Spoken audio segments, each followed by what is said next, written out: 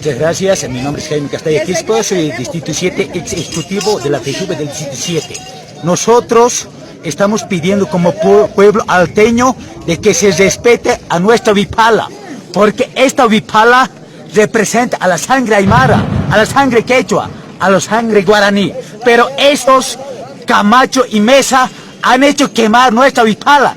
Es como quemar al aymara, al quechua, al guaraní. Por eso estamos pidiendo justicia, porque hemos visto cómo ese Camacho ha llegado de Santa Cruz hasta aquí. La Biblia había servido para pisotear a las hermanas aymaras, para discriminarlo, para robarlo. Para eso había servido. Nosotros habíamos visto toda la época republicana. La Biblia siempre estaba ahí, pero Bolivia era pues la cola del mundo, era campeón de la corrupción. Eso hemos visto. Por eso ahora el pueblo alteño ha dicho, hay que levantarse. No pueden volver esos traidores de siempre. Por eso ahorita estamos en pie de guerra.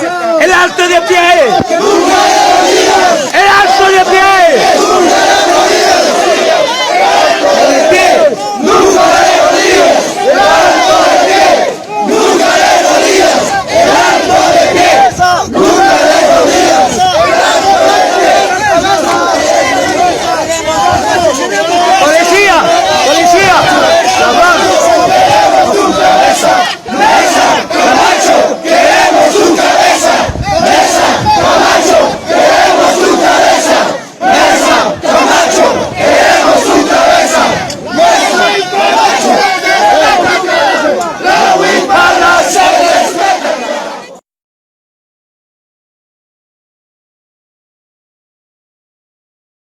Civil, ahora sí, guerra civil, ahora sí, guerra civil.